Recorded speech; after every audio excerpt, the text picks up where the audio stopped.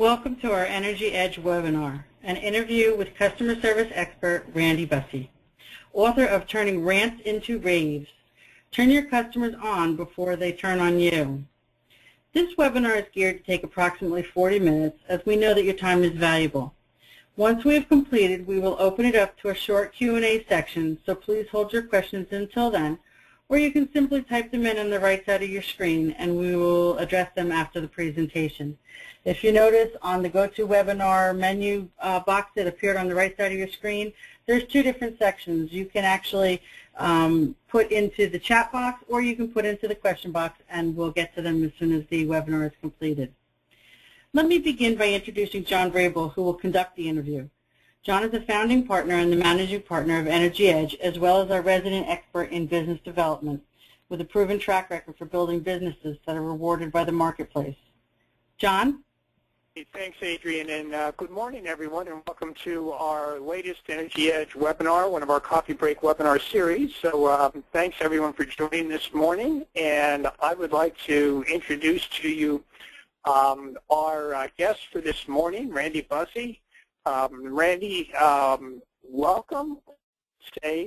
Welcome back to Energy Edge webinars. Thanks for inviting me back, John and Adrian. I appreciate it. For those of you that do not know Randi or have not met Randi before, Randi's a customer care expert. We have known Randi now for several years, and I would guess that most of you that are attending this morning's webinar are somehow associated with the downstream energy marketplace, maybe clients of ours, maybe friends of ours. And Randi certainly serves our industry as well as others, so she has a very direct knowledge of customer care within the downstream energy marketplace, and hopefully we're going to draw on that just a little bit this morning. But before we get started, Randi, I need to ask you a question, because since the last time we talked, of course, we know that you have managed customer care groups over the years. You have then applied your talents to customer care training. But now, since we've talked last, you've decided to do something new, and that's to write a book. Tell us a little bit about that. Why'd you take on this new challenge? Sure. Well, thanks. I appreciate that. I actually co-wrote the book with Carol Hetty, who is the president of Learning and Performance Solutions, which is also a customer service training company located in the Hudson Valley, New York. And it's actually been about 2 years in the making when Carol and I decided that we wanted to, take our knowledge and expertise over the years as we've been working with our customers and clients. We have a combined 50 years of experience in the customer service arena, if you will. And we decided to, put pen to paper and give our take on customer service and what it takes to actually turn rants into raves. And that's how our book was born.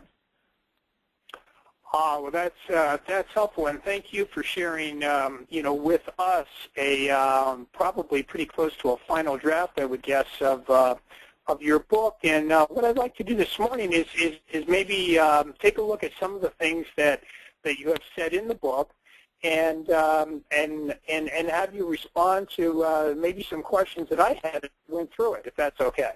Absolutely. We're an open book here, so you've got questions, and hopefully we'll have answers.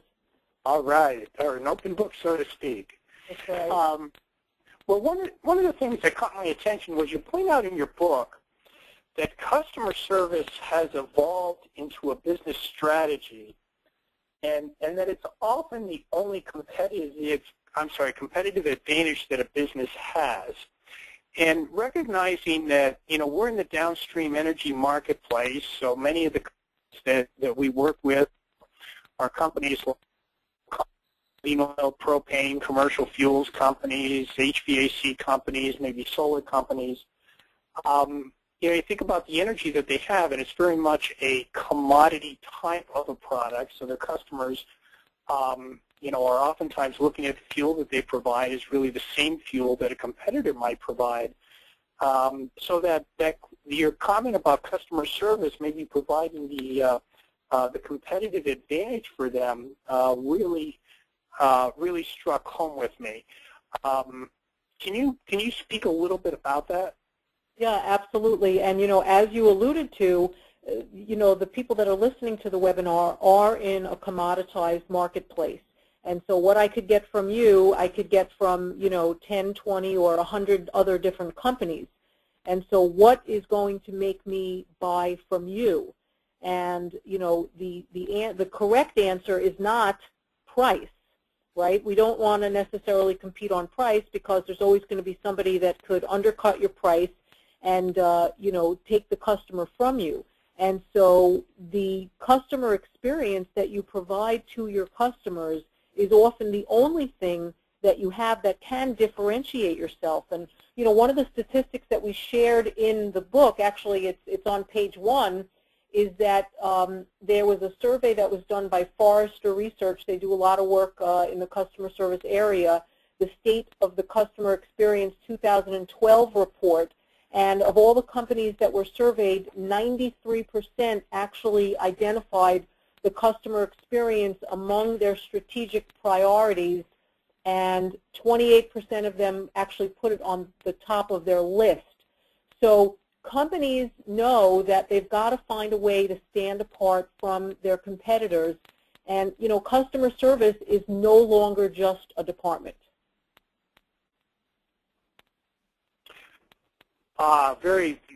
Very well said. And many of the companies that we work with also, certainly try to separate themselves from their competition by providing good service, because many of them realize that, ultimately it's the service that keeps the customer there, makes the customer loyal.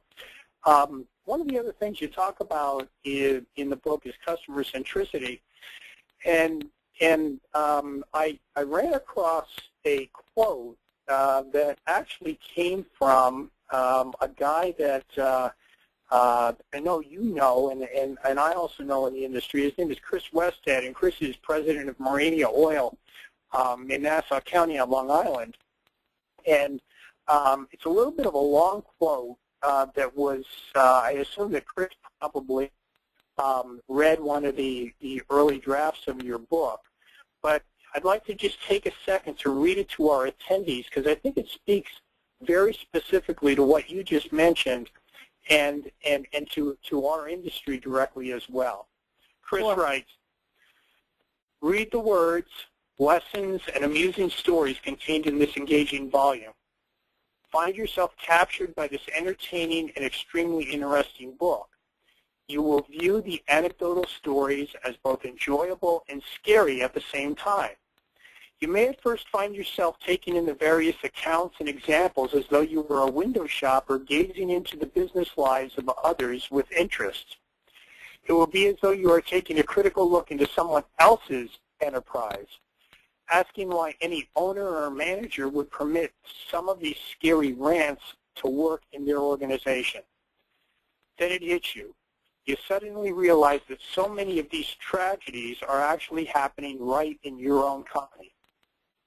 Turning rants into raves hits a home run by taking you on a journey through real-life examples showing how the folks that you pay to attract and engage your valuable prospects and customers are actually chasing them away. It then does a very effective job of showing the reader how employees who are empowered, have clear expectations, and truly think like owners will actually turn on your customers. This informative digest should be required reading for anyone dealing with customers, both external as well as internal." Now, I know Chris, and that comes as very high praise from a very critical and passionate manager in this field. So it seems like the book really struck a chord with Chris as well. Would you like to add anything to that, Randy? Just a disclaimer that I didn't pay him any money to write that, but after I did share the draft with him, that's what he came back to us with. And Chris is a client as well, and so I've done some work in his organization, and we were glad to hear that the message that we're trying to deliver, while there is some humor in the book, where we kind of poke fun at some sad customer service experiences, the real fact is that some of these experiences are going on within your own companies. So, it's funny when you point to somebody else and say, geez, how could they let that happen? And then when you realize, oh my goodness, that's actually happening in my business, that's when, we really knew we were onto something. Well, and just to segue from that comment, when you're working with companies, what do you typically find? I mean, you talk about Chris's company and some of that experience, but are most companies taking good care of their customers? And if they're not, why not? Yeah, that's a good question. I think all you need to do is go online and start reading reviews of some companies, and you'll see that there's a lot of people that are actually ranting about the experiences that they're having with companies. And so, why aren't people taking better care of customers?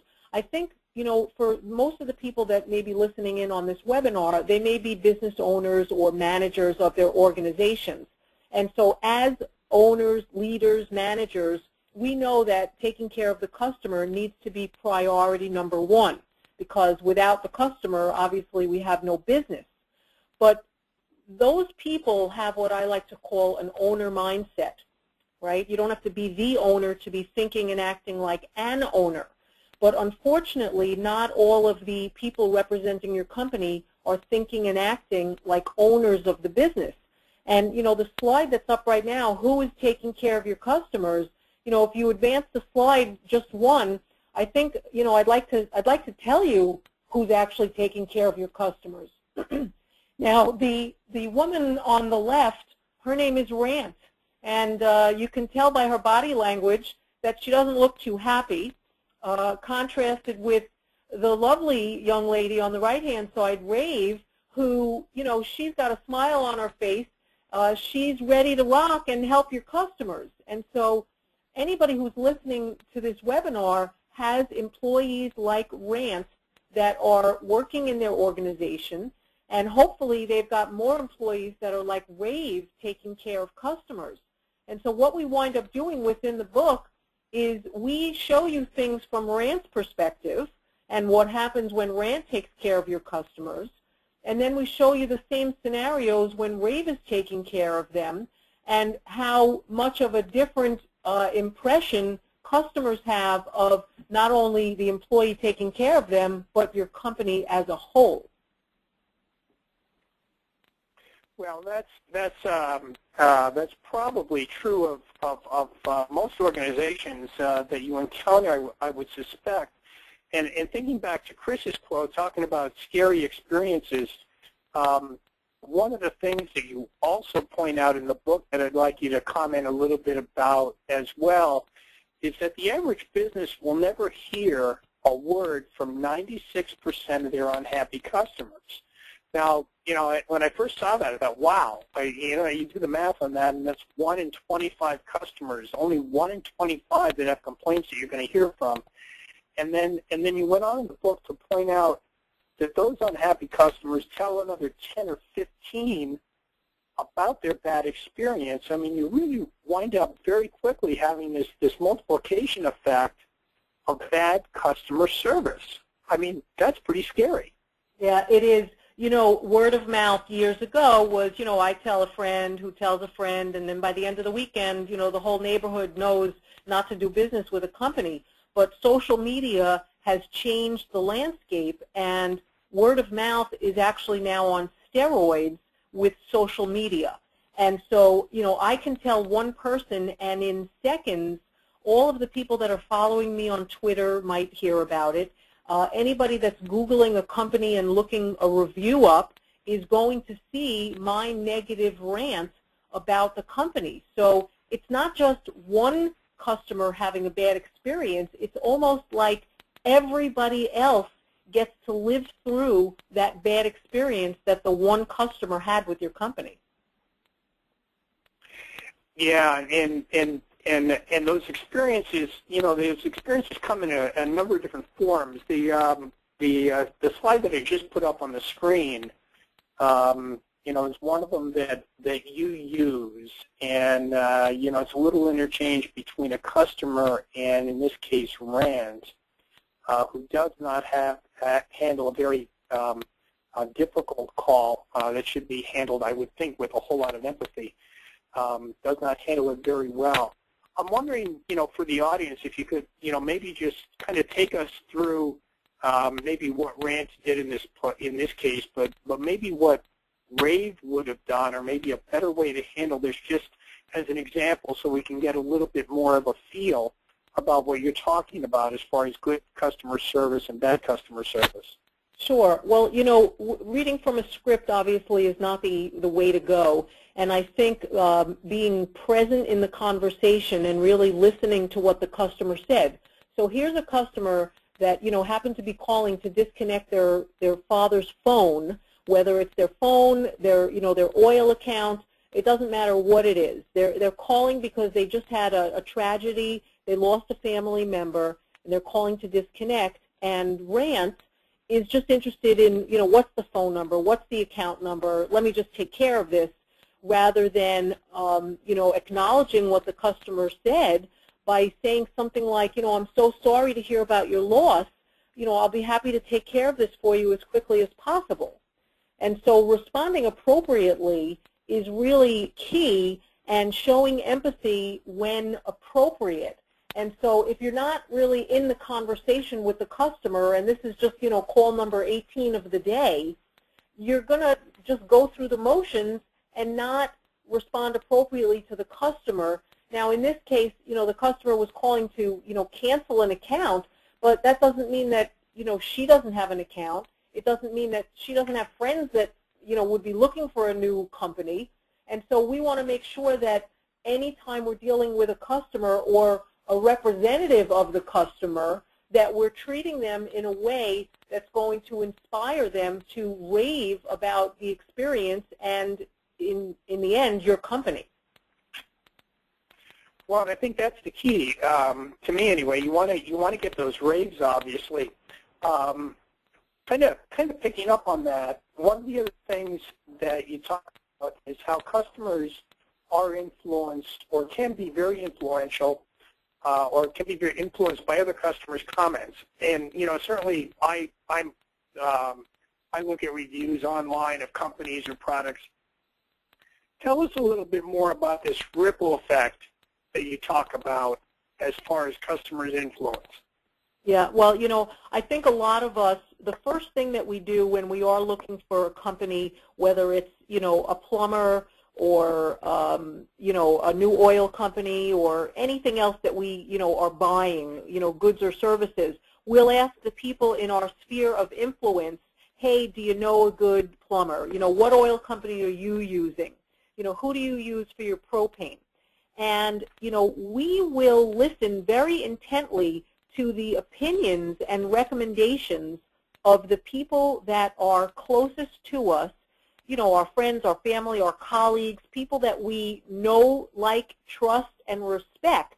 And if they make a recommendation, chances are we're going to wind up going with that company, because I'd much rather, choose a company based on somebody else's suggestion rather than just doing eeny, meeny, miny, mo and, picking somebody out of the yellow pages or the internet. And so we do rely on the people that we know for their recommendations and suggestions. But when we don't have access to that, for instance, let's say somebody just recently moved to a new area. They don't know a soul there. And so it's time for them to, connect their oil or their gas, and they don't know, they don't know anybody that they could ask to say, hey, who are you using? And so they are going to go online, and they're going to Google, oil companies in their area, and they're going to see some companies, and they're going to see reviews, and they are then going to probably make at least maybe not their buying decision, but certainly their decision of which company they're going to call and which company they're not going to call based on total strangers' comments. And so look at how powerful customers are in influencing other customers to use your brand. It's tremendous. Yeah, that's great, Randy. And so I guess we kind of, we kind of set up what the, what the problem and maybe what the opportunities are here. And one of the things that you do in the book is you build it around, and you build 5 of the chapters around 5 principles of how to turn rants into raves. So one of the things I'd like to hopefully do with our attendees today, since we promised them that they'd be able to walk away from this webinar with some useful information that they could put into practice immediately, is maybe take our remaining time during this session and maybe have you spend just a minute or so on each one of the 5 principles, maybe providing some useful information that our attendees can put into practice. Does that make sense? Yeah, absolutely. And I think the next slide is actually going to get right into them. And so the first principle, John, is think like an owner. And as I alluded to earlier, you don't have to be the owner to be thinking and acting like an owner.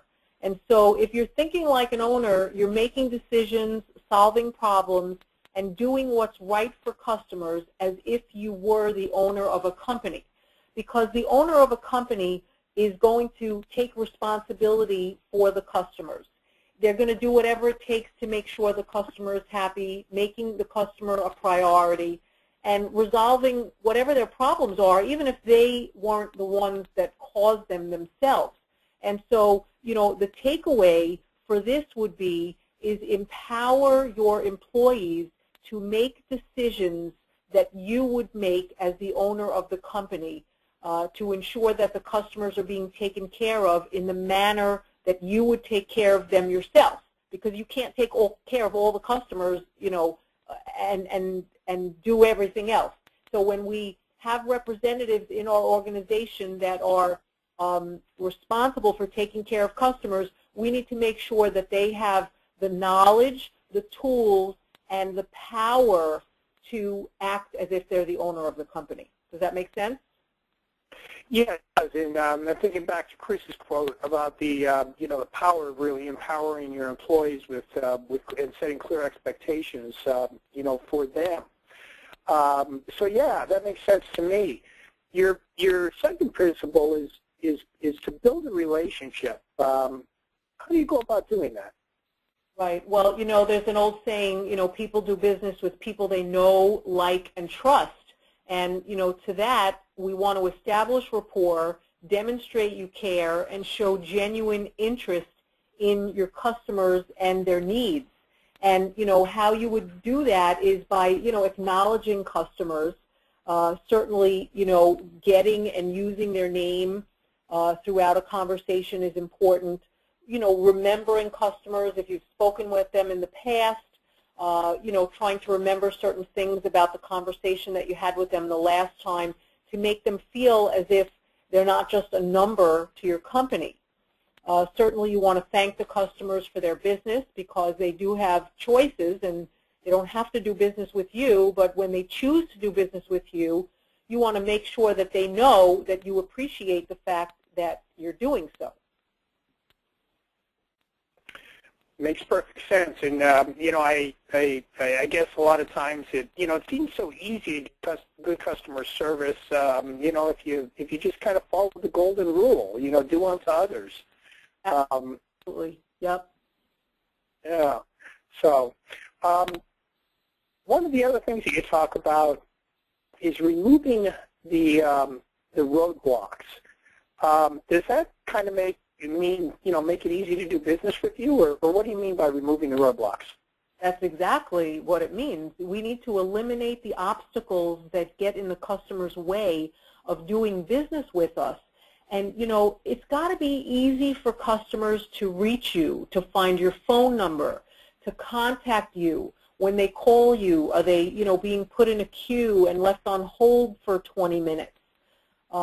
We've got to see what we could do so that when the customer does contact us, it's easy, and then when they need something from us, we don't make them do all of the work, that we need to jump through the hoops for them. It means being proactive and anticipating what future questions are going to be, rather than waiting for the customer to either ask or potentially have a problem.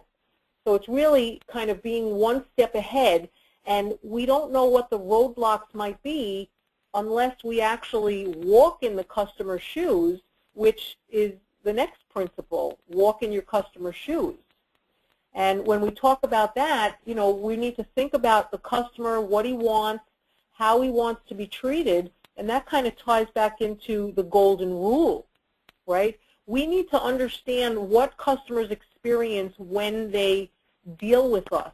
Again, how easy is it for them to contact us? What are they experiencing if they're just buying a new house? What are some of the concerns that they might have?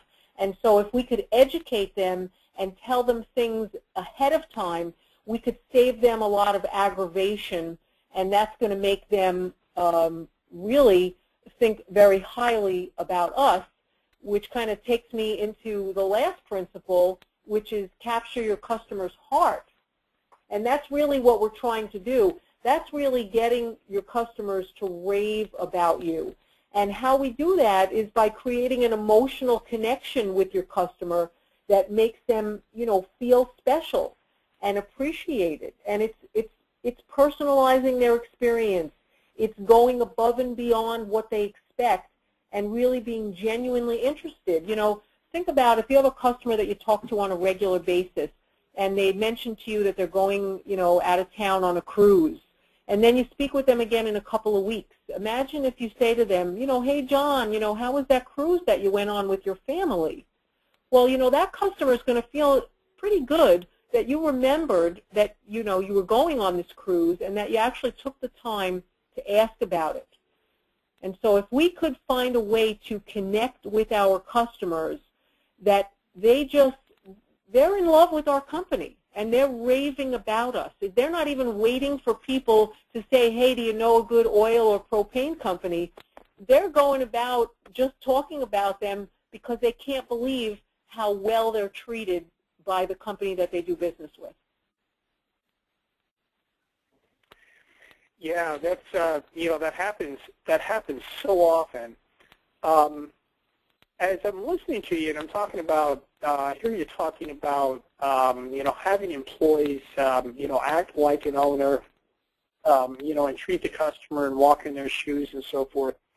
I'm wondering if there's, you know, what the owner of the business, or maybe it's the manager of the business, have to do in order to make all of this work. Because one of the things that you talk about, you know, is employees often feel that they have their hand tied.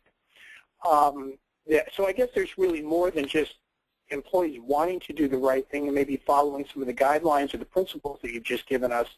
And there's really some active involvement that's necessary on the part of the owner or the manager as well. Absolutely. And, you know, one of my favorite sayings, I'm sure you've heard me say it before, is the fish stinks from the head down. And so how the owner, manager, leader is treating the employees is going to have a direct impact on how the employees ultimately treat the customers. And so it's important that the leaders of the business are connecting with their employees, making them feel valued and important, and giving them the power that they need in order to take care of the customers. And so when we talk about, you know, the roadblocks, you know, if there's policies and procedures that are not customer friendly, well, how could you possibly get your customers to be raving about you? And so, you know, one of the images that we have in the book is a mirror. And we talk a lot about look in the mirror and take a look at what it is you're doing as a leader, how you're treating your employees, and are you walking the talk when it comes to not only how you're taking care of the employees, but also how you're taking care of the customers yourself. Because if you're a business owner and you get off the phone with a customer who maybe was ranting because they weren't happy, and you start then ranting about the customer, saying, you know, I can't believe that customer, what a pain in the neck she is. Well, you know what? What message are you sending to your employees if you're talking trash about your customers? So as leaders and managers, we need to be making sure that we are demonstrating and modeling the behavior that we want our employees to do when they're talking to our customers. The fish stinks from the head down. I wrote that down. Every time you say that, I write that down. It's pretty powerful. And, you know, a lot of business owners, I don't mean to insult anybody who might be listening, but sometimes you're part of the problem. And you need to take a look at what you're doing and what you're saying to see if you're leading the proper way. Yeah, and I would imagine that you run across, you know, clients that you work with where, you know, maybe sometimes that's difficult to communicate to the boss, or maybe for them to kind of realize that they're part of the problem. Is that true? Yes, it is, and I won't name names, so don't worry. But I think that if you're willing to make an investment, if you recognize in your organization that customer service is lacking, and you're willing to make an investment both of time and money to correct the problem and improve customer service, you as the leader need to be willing to look at your actions as well and expose your areas of opportunity to your employees, to say something like, yeah, you know, that's a problem for me. I sometimes don't let the customer talk, or I interrupt them, or I'm not always empathetic. And when you can share that you've got challenges yourself, I think it makes employees feel better, and they realize that, you know, you as the leader are not saying, oh, you guys stink, you got to get better. But when you can acknowledge that you need help also, and this is going to help all of us change the way we're taking care of customers, I think then you can really get the buy-in of your employees, and it'll be easier for them to start demonstrating some of the behaviors that we have listed in the book.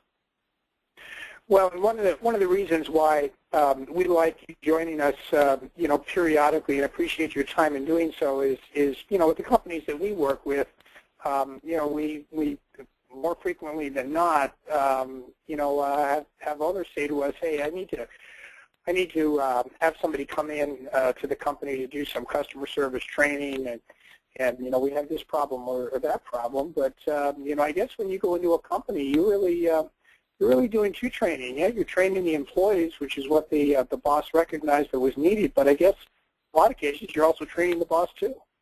Yep, and what we do actually is we leave the leadership of the company with coaching skills that they could use going forward into the future. Because, you know, training is not a one-time event, John. You can't just train somebody and think that they're going to get it and do the right thing and say the right thing with the customers. And so constant reinforcement of the behaviors is needed. And so we give the leaders the coaching skills so that they could have coaching conversations with the employees and, you know, encourage them to change their behaviors. And, you know, we probably spoke the last time about recorded phone calls. And I'm a huge fan of using recorded phone calls for training and coaching purposes. And so I'm happy to, you know, share some resources, you know, offline with anybody that's interested in recording their phone calls and how valuable that could be. Well, and that's, you know, as we move toward the end of today's webinar, I knew that in the past you had made offers to any of the attendees if they were interested, and we're kind of up to the challenge to, you know, invite you to maybe do some mystery calls into their company and then kind of share with them, you know, some observations or some of the results of some of those mystery calls. So is that what you refer to? Yes, and you know, you use the word if they're interested in, you know, having me make a mystery call, and I'm going to say, are they brave enough to have me make a mystery call? Because you know what? You never know what's being said. Unless you're monitoring all of your phone calls, you don't know how your phone is being answered.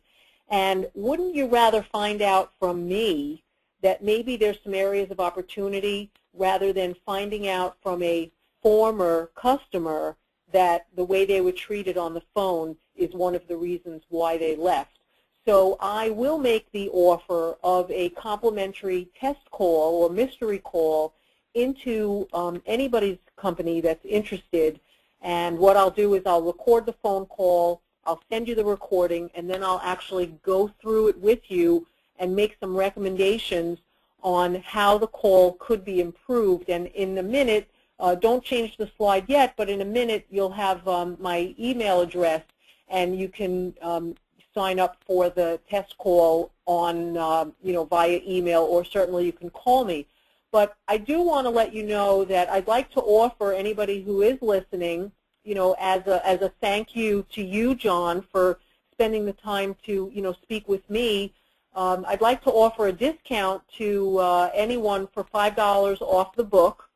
And the URL that you have up on the slide right now is where you can buy the book. And unfortunately, the book is not available today. It will be available in about a week. So really, you'll be among the first to get your hands on a copy of this book. And when you do, please use that code for a $5 discount. Well, and thanks, Randy, for making that offer available to our attendees today. And I'll put your contact information up here also before we wrap up. But I suspect that Adrienne, as she typically does behind all of our webinars, will be sending out a thank you to all of our attendees for attending. And I think if you just want to reply to that email to Adrienne, she'd be glad to also get any information back to you, Randy, for any of the companies that would be, as you say, brave enough to take your offer to record some calls and then review those with them. So before we wrap up today, I'd certainly like to again thank you for taking your time, to share some of the work that you're doing with some of the companies that we work with as well. And we do have your contact information up on the screen for any of the attendees that either want to contact you by email or by phone. And just to invite you to close out with any final comments that you may have for us, Randy. Yep, absolutely. And first, thanks very much to John and Adrienne for inviting me to come in and speak to your audience. Customer service is something that I'm really passionate about. It's near and dear to my heart, and I'm a customer too. And in a selfish way, my co-author Carol and I wrote this book because we want to be treated better by the companies that do business, that we do business with. And so, if you ask yourself, are you delivering experiences that inspire your customers to rave about your company? I'll leave you with this. After you read this book and implement the 5 principles in your organization, your answer will be yes.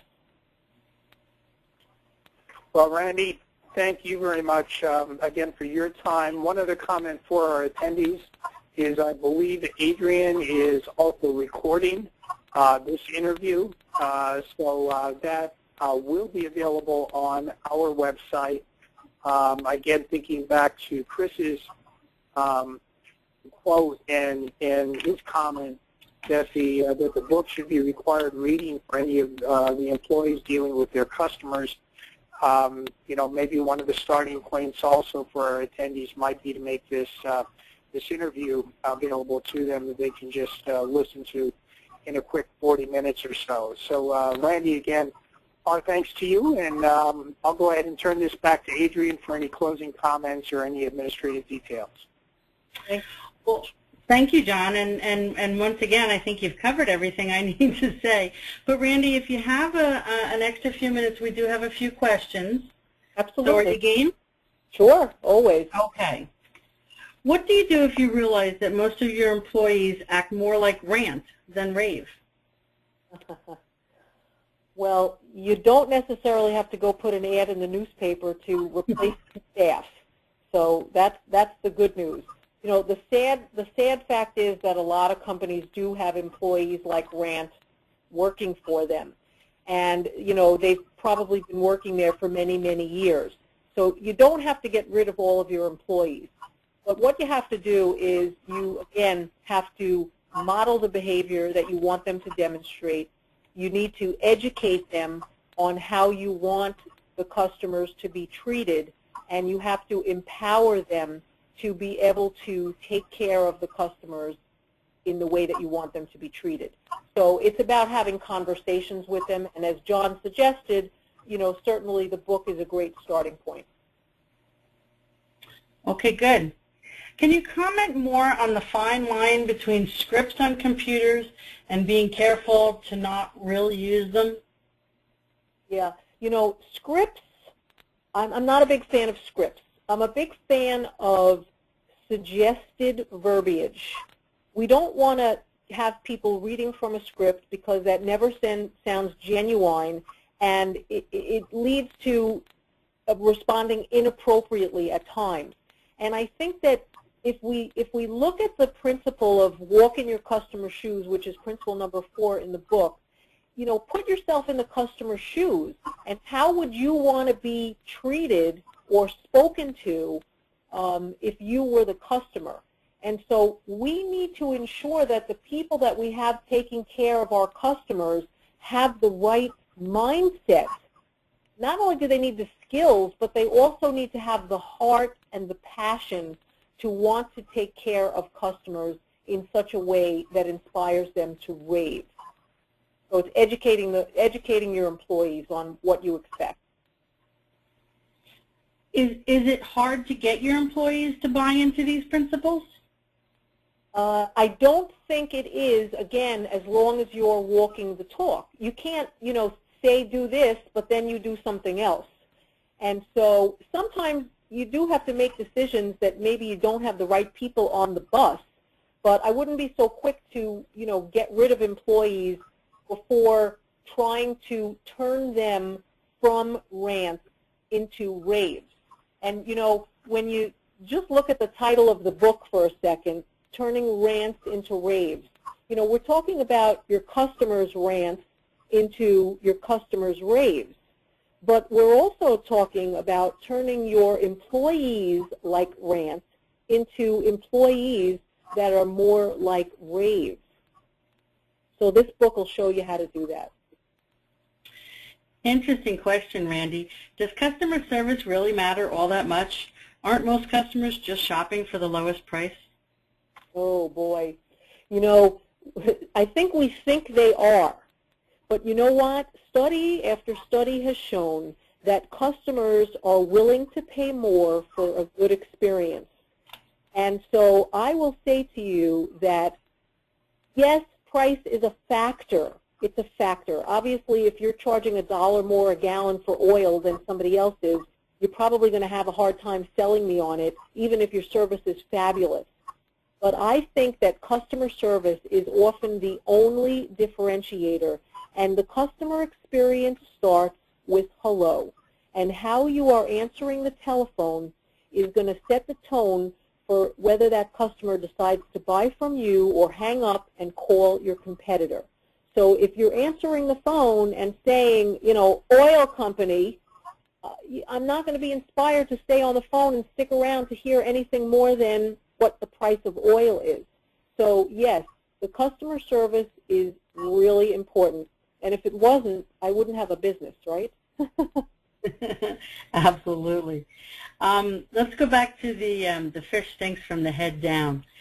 What do I do if I'm the problem? In other words, the owner or the manager. If they're the actual problem, what do they do?